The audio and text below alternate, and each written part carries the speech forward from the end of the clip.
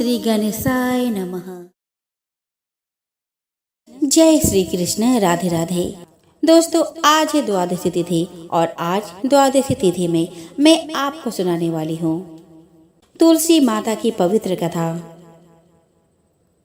जालंधर संस्कृत में, जिसका अर्थ है पानी धारण करने वाला, भगवान शिव की तीसरे आंख से निकलने वाला क्रोध से पैदा हुआ एक शक्तिशाली राक्षस था। भगवान शिव ने देवराज इंद्र को उनके अहंकार को नष्ट करने के लिए अपनी तीसरी आंख खोली। हालांकि देवराज इंद्र बच गए और तीसरी आंख से निकला ऊर्जा को भगवान शिव ने समुद्र में फेंक दिया, जिससे जालंधर का जन्म हुआ। इसीलिए इन्हें शिव पुत्र भी कहा जाता है। ऊर्जा एक लड़के के रूप में विकसित हुई और उसका पालन पोषण समुद्र द्वारा और बाद में शुक्राचार्य द्वारा किया गया। उन्होंने एक धर्मपरायण महिला वृंदा से विवाह किया। वृंदा, जो भगवान विष्णु की भक्त थी, अपने राक्षस पति के प्रति भी वफादार थी। जालंधर की शक्ति उसकी पत्नी वृंदा थी, जिसके पति व्रत धर्म के कारण सभी देवी देवता मिलकर भी जालंधर को पराजित नहीं कर सके और जालंधर ने स्वर्ग, भूलोक और पाताल लोक पर विजय प्राप्त कर ली। जालंधर को अपनी ताकत पर घमंड हो गया। वह वृंदा की उसके प्रति भक्ति की उपेक्षा करके देवताओं की स्त्रियों को परेशान करने लगा। पुराण की कथा के अनुसार जालंधर भगवान विष्णु से देवी लक्ष्मी को छीनना चाहता था, इसीलिए उसने बैकुंठ पर हमला किया। लेकिन लक्ष्मी जी ने जालंधर से कहा कि हम दोनों जल से उत्पन्न हुए हैं, इसीलिए हम भाई बहन हैं। जालंधर देवी लक्ष्मी की बातों से प्रभावित हुआ और देवी लक्ष्मी को अपने बहन मानकर बैकुंठ छोड़कर चला गया। इसके बाद वो कैलाश पर्वत पर गए और देवी पार्वती से अपने पत्नी बनने का आग्रह करने लगे। इससे देवी पार्वती क्रोधित हो गई और महादेव को जालंधर से युद्ध करना पड़ा। वृंदा के सतीत्व के कारण जालंधर पर किया गया भगवान शिव का हर वार निष्फल हो गया। देवताओं ने योजना बनाई और भगवान विष्णु जालंधर का वेश बनाकर वृंदा के पास पहुँचे। वृंदा भगवान विष्णु को अपना पति समझकर उनके करीब आ गई और इससे वृंदा का पतिव्रत धर्म टूट गया और भगवान शिव ने जालंधर का वध कर दिया। इस पुराण के अनुसार कहीं भी जालंधर को शिव पुत्र के रूप में मान्यता नहीं दी गई है। जालंधर के बारे में अन्यत्र भी उल्लेख मिलता है कि समुद्र मंथन के दौरान देवी लक्ष्मी के साथ जालंधर भी उत्पन्न हुआ था। पद्म पुराण, शिव पुराण और स्कंद पुराण में राक्षस जालंधर के जन्म के बारे में बहुत कुछ बताया गया है। शिव पुराण में बताया गया है कि एक बार देवराज इंद्र समेत अन्य देवताओं ने भगवान शिव की परीक्षा लेनी चाहिए। देवराज इंद्र देवताओं के गुरु बृहस्पति भगवान के साथ कैलाश पर्वत पहुँचे। भगवान शिव ने अपने आध्यात्मिकता शक्ति के बल पर यह जान लिया कि ये लोग उनकी परीक्षा लेने आ रहे हैं। इसलिए उन्होंने देवराज इंद्र और गुरु बृहस्पति के ज्ञान का परीक्षण करने के लिए खुद को अवधूत का वेश धारण किया और उनके रास्ते में खड़े हो गए। देवराज इंद्र ने उसे रास्ते से हटने का इशारा किया, लेकिन भगवान शिव अवधूत वेश धारण कर अपने स्थान पर खड़े रहे। यह देखकर देवराज इंद्र क्रोधित हो गए। उसने कहा कि अरे, तुम्हें पता नहीं मैं कौन हूँ? रास्ते से हट जाओ, नहीं तो मैं वज्र से तेरे टुकड़े टुकड़े कर डालूंगा। धमकी सुनकर शिवजी वेशधारी अवधूत क्रोधित हो गए। उसने बड़े जोर से गुंजन किया, जिसे सुनकर चारों दिशाएं कांप उठी। देवराज इंद्र की हरकत पर भगवान शिव क्रोधित हो गए और उनकी आंखें लाल हो गई, जिससे देवराज इंद्र भयभीत हो गए। क्रोध के कारण भगवान शिव की तीसरी आंख खुल गई, जिससे देवराज इंद्र लगभग मर ही गए। गुरु बृहस्पति को तुरंत एहसास हुआ कि अवधूत वास्तव में कोई और नहीं बल्कि स्वयं भगवान शिव थे। उन्होंने देवराज इंद्र को संकेत करके कहा, यह तुम क्या अनर्थ कर रहे हो सुरेंद्र? आप भगवान शिव को नहीं पहचान रहे? यह असली भगवान शिव है। देवराज इंद्र को अपनी गलती का एहसास हुआ। वे तुरंत भगवान शिव के चरणों में गिर पड़े और क्षमा मांगने लगे। क्षमा करें प्रभु, मैंने आपको नहीं पहचाना। गुरु बृहस्पति बोले कि हाँ प्रभु, देवेंद्र को माफ कर दो। उसने अनजाने में तुम्हें नहीं पहचाना, इसीलिए उसे माफ कर दो। गुरु बृहस्पति के समझाने पर भगवान शिव ने देवराज इंद्र को क्षमा कर दिया। देवराज इंद्र को मारने से बचने के लिए भगवान शिव ने अपने तीसरी आंख से निकले क्रोध की ऊर्जा को समुद्र की ओर भेजा और समुद्र से मिलने पर उस ऊर्जा ने एक बालक का रूप धारण कर लिया। भगवान शिव के क्रोध के तेज से उत्पन्न वह बालक खूब रोया, जिससे चारों दिशाएं कांपने लगी। देवता और दानव सभी भयभीत हो गए। हवा कम हो गई। अतः प्रभ देवता इंद्र अन्य देवताओं के साथ भगवान ब्रह्मा के पास पहुँचे और उनसे कहा कि हे भगवान, एक अद्भुत बालक सागर संगम पर इतने जोर से रो रहा है कि देवता डर गए हैं। कृपया इस संकट को दूर करें। भगवान ब्रह्मा और देवराज इंद्र देवताओं के साथ सागर संगम पर पहुँचे। ब्रह्मा जी के आते ही समुद्र अपने स्थान से बाहर आ गया। उसने इंद्र सहित ब्रह्मा जी की पूजा की। ब्रह्मा जी ने समुद्र से पूछा, जल में रेत पर लेटा हुआ यह बालक कौन है? उसकी पुकार सुनकर सारा संसार व्याकुल हो रहा है। सागर ने भगवान ब्रह्मा से कहा कि उन्हें नहीं पता कि यह लड़का कहाँ से आया है। यह कहकर सागर ने बालक को गोद में उठा लिया और ब्रह्मा जी को दे दिया।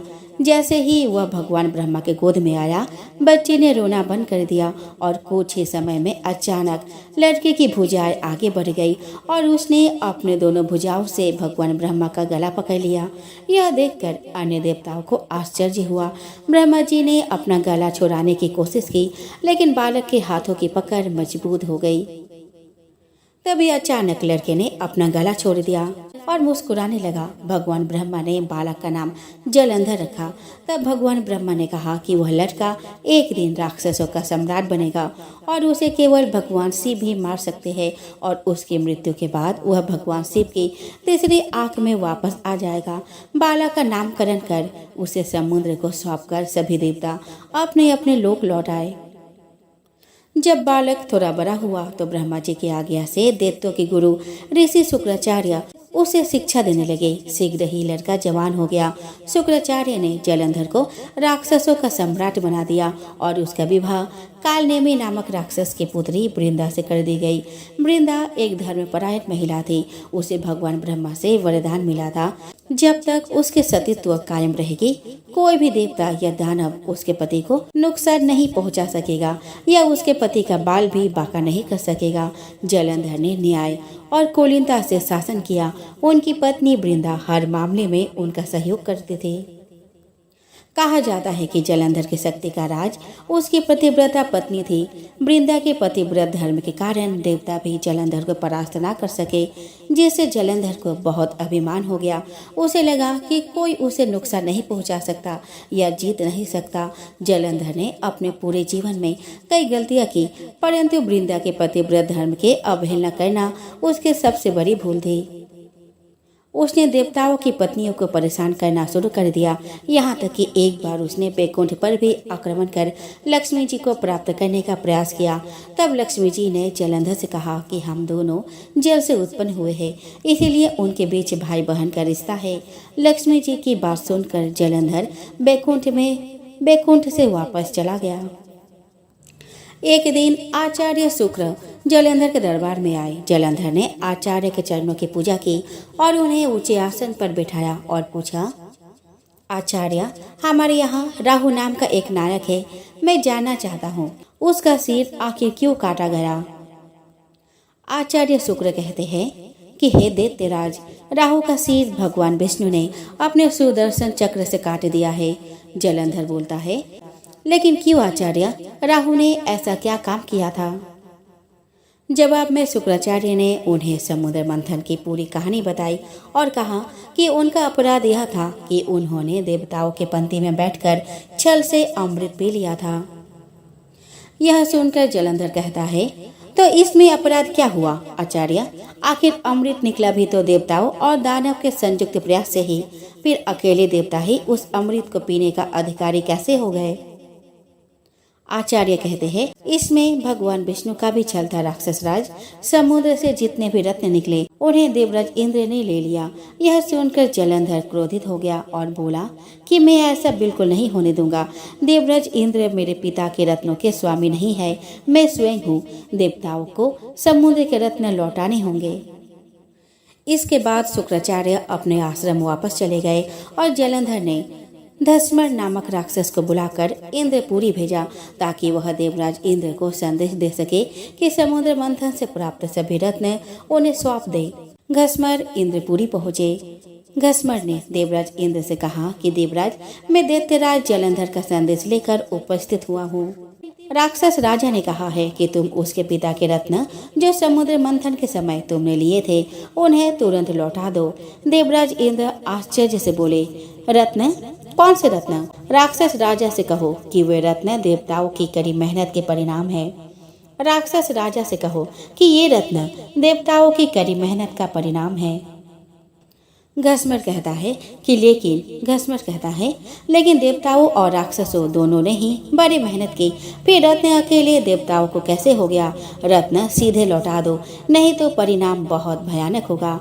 यह सुनकर देवराज इंद्र क्रोधित हो गए और बोले, तुम्हारे पास इतना साहस है, तुम मुझे मेरे पुरी में ही धमकाते हो। रुको पापी, मैं तुम्हें सबक सिखाऊंगा। इतना कहकर देवराज इंद्र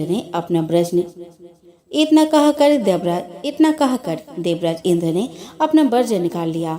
लेकिन तभी आचार्य बृहस्पति ने उन्हें रोका और समझाते हुए कहा कि क्रोध मत करो देवराज, यह एक दूत है और एक दूत को मारना नहीं चाहिए, उसको छोड़ दो। घसमर वापस जलंधर के पास गया और उसे देवराज इंद्र द्वारा दिया गया उत्तर बताया। यह सुनकर जलंधर क्रोधित हो गया। उन्होंने तुरंत चारों दिशाओं में स्थित राक्षसों को संदेश भेजा कि वे तुरंत इंद्रपुरी पर आक्रमण करें। साथ ही अपने सेनापतियों शुभ और निशुंभ के साथ उसने इंद्रलोक पर चढ़ाई कर दी।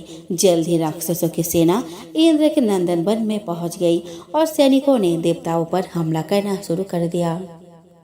राक्षसों की टोलियां अमरावती को नष्ट और भ्रष्ट करने लगी।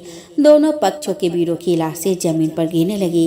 देवताओं की ओर से आचार्य बृहस्पति और दानव की ओर से शुक्राचार्य घायल एवं मृत वीरों का उपचार करने लगे और वे पुनः जीवित होकर युद्ध करने लगे। युद्ध चलता रहा परंतु किसी भी पक्ष को विजय नहीं मिल सकी।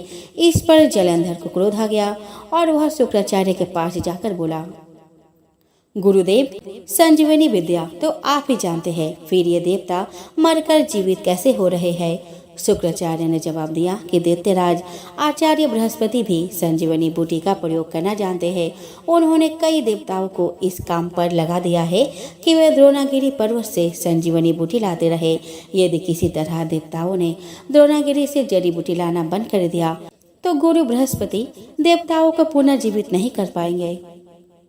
जलंधर कहता है, लेकिन इस रास्ते के लिए हमें अपनी सेना का एक बड़ा हिस्सा द्रोणागिरी पर्वत की ओर ले जाना होगा और यहाँ युद्ध भयंकर गति से चल रहा है। शुक्राचार्य कहते हैं, तो फिर द्रोणागिरी पर्वत को ही समुद्र में क्यों न डुबा दिया जाए? न रहेगा बांस और न बजेगी बांसुरी। शुक्राचार्य के आदेश पर जलंधर ने द्रोणागिरी पर्वत को समुद्र में डुबा दिया। इससे देवताओं को संजीवनी बूटी मिलना बंद हो गई। देवताओं में भय फैल गया। देवराज इंद्र भयभीत होकर आचार्य बृहस्पति के पास आए और बोले, हमारे वीर बहुत हताहत हो रहे हैं आचार्य, अब क्या होगा? इस प्रकार तो सभी देवता नष्ट हो जाएंगे।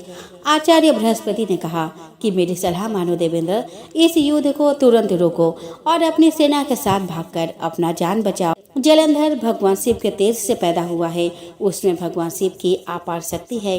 तुम अपनी जान बचाओ, बाद में जलंधर को मारने का कोई न कोई रास्ता निकलेगा। आचार्य बृहस्पति की सलाह मानकर देवता युद्ध से भाग गए और मेरी पर्वत की गुफाओं में छिप गए।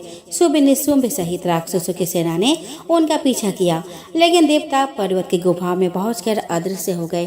थक कर राक्षसों की सेना लौट गई। जलंधर ने पूरी अमरावती को लूट लिया और स्वयं देवराज इंद्र के सिंहासन पर बैठ गया। देवराज इंद्र मेरु पर्वत की गुफाओं से निकलकर अपने साथियों के साथ भगवान विष्णु के पास पहुंचे। उन्होंने भगवान विष्णु से प्रार्थना की, रक्षा करे प्रभु, जलंधर ने पूरी अमरावती को नष्ट कर दिया है। हजारों देवता मारे गए। भगवान विष्णु मदद करने के लिए सहमत हुए, लेकिन देवी लक्ष्मी से वादा किया कि वह जलंधर को नहीं मारेंगे, क्योंकि वह समुद्र से पैदा हुआ था और देवी लक्ष्मी उसे अपना भाई मानती थी। जलंधर के बीच भयंकर युद्ध हुआ। इस दौरान भगवान विष्णु युद्ध में जलंधर की वीरता से प्रभावित हुए। उन्होंने उससे युद्ध रोकने और अपनी इच्छा अनुसार कोई भी वरदान मांगने को कहा। जलंधर ने भगवान विष्णु से उसकी बहन देवी लक्ष्मी के साथ क्षीर सागर में रहने की अनुमति देने का अनुरोध किया। भगवान विष्णु ने उनकी इच्छा पूरी की और अपने पत्नी देवी लक्ष्मी के साथ क्षीर सागर में रहने लगे। जलंधर बड़े प्रेम से भगवान विष्णु की सेवा करने लगा। देवताओं और भगवान विष्णु से अपराजित होकर जलंधर तीनों लोकों का शासक बन गया। उनके पुण्य शासन से देवताओं को छोड़कर सारी प्रजा संतुष्ट थी। तब देवताओं ने जलंधर को हराने में मदद के लिए भगवान शिव से प्रार्थना की। भगवान शिव की इच्छा अनुसार देवर्षि नारद देवताओं से मिलने आए। देवताओं ने उन्हें अपने दुख भरी कहानियां सुनाई। एक दिन देवर्षि नारद जलंधर से मिलने गए और बोले कि हे राक्षस राज, वैसे तो इस समय आपके पास सारा ऐश्वर्य उपलब्ध है, लेकिन एक चीज की कमी है। जलंधर के पूछने पर किस बात की कमी है? देवर्षि नारद ने उत्तर दिया कि यद्यपि आपकी पत्नी वृंदा स्वयं बहुत सुंदर है, लेकिन भगवान शिव की पत्नी माता पार्वती की बात तो कुछ और है, और उन्होंने जलंधर को माता पार्वती को अपने पत्नी के रूप में पाने के लिए उकसाया। जलंधर जाल में फंस गया और उसने राहु को माता पार्वती का हाथ मांगने के लिए कैलाश पर्वत पर भेजा। भगवान शिव क्रोधित हो गए और राहु का वध करने वाले थे, लेकिन राहु ने क्षमा के लिए प्रार्थना की। वापस आकर राहु ने जलंधर को सारी बात बता दी। जलंधर ने अपने सेना के साथ कैलाश पर्वत पर आक्रमण कर दिया। देवताओं सहित भगवान शिव के गणों और राक्षसों के बीच भयंकर युद्ध हुआ।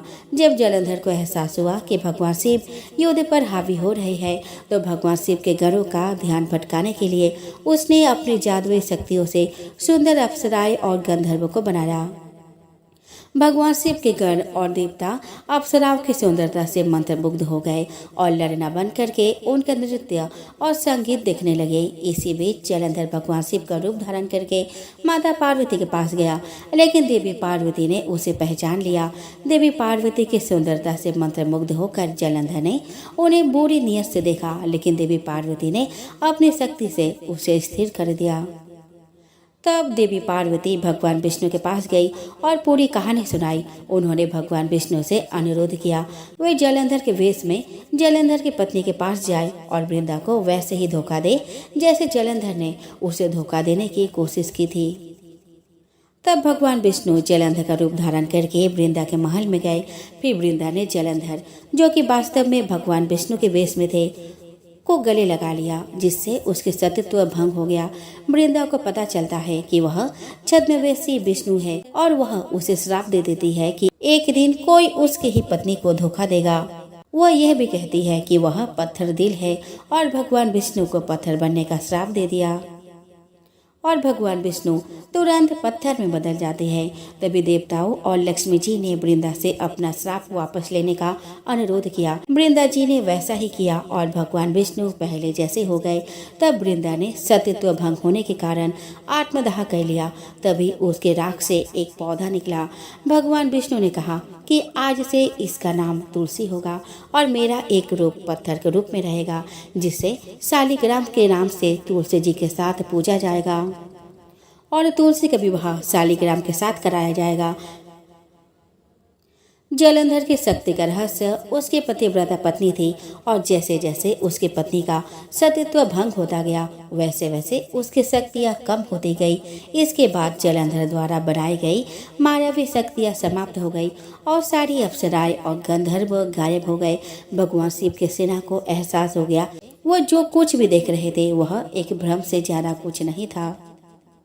भगवान शिव ने अपना युद्ध फिर से शुरू किया। शुभ और निशुंभ राक्षस उससे युद्ध करने के लिए आगे आए, लेकिन अंततः उन्हें युद्ध के दौरान भागना पड़ा। तभी जलंधर भगवान शिव से युद्ध करने पहुंचा। उसके बीच भयंकर युद्ध प्रारंभ हो गया। भगवान शिव ने अपने चक्र से जलंधर का सिर काट दिया, जो उसके पैर की अंगूठी से उत्पन्न हुआ था। उनकी मृत्यु के बाद जलंधर की आत्मा भगवान शिव से मिल गई। तब देवतागण भगवान शिव के पास आए और उनकी स्तुति की। दोस्तों, जालंधर भारत के पंजाब राज्य के प्रमुख जिलों में से एक है, जहां 3 नदियां सतलुज, ब्यास और रावी है। शहर के नामकरण के पीछे की पौराणिक कथा यह है कि ऐसा कहा जाता है कि वर्तमान जलंधर शहर राक्षस राजा जलंधर की राजधानी थी। जलंधर में आज भी दैत्यराज जलंधर की पत्नी देवी वृंदा का मंदिर मोहल्ला कोट किशनचंद में स्थित है। ऐसा माना जाता है कि यहाँ एक प्राचीन गुफा थी जो सीधे हरिद्वार तक जाती थी। इस मंदिर से जुड़ी पौराणिक कथा के अनुसार वृंदा ने आत्मदाह कर लिया था, जिसके बाद भगवान विष्णु ने उसका सतीत्व भंग कर दिया था और उसके राख के ऊपर तुलसी का पौधा पैदा हुआ। तुलसी जिन्हें भगवान विष्णु देवी लक्ष्मी से भी अधिक प्रिय मानते हैं, वह देवी वृंदा का ही एक रूप है। वृंदा देवी मंदिर के बारे में यह मान्यता प्रचलित है कि यहाँ 40 दिनों तक श्रद्धापूर्वक पूजा करने से मनोकामनाएं पूरी होती है। जालंधर शहर के संबंध में पुराणों में उल्लेख मिलता है कि यहाँ 12 तालाब हुआ करते थे, जो शहर में प्रवेश करने के लिए नाव का सहारा लेना पड़ता था। इस स्थान की 4 दीवारी के बाहर एक पुराना तालाब था जो अन्नपूर्णा मंदिर को छूता था और एक तरफ ब्रह्मकुंड से घिरा था। आज भी यहाँ पुरानी छोटी ईंटों की सीढ़ियाँ बनी हुई है।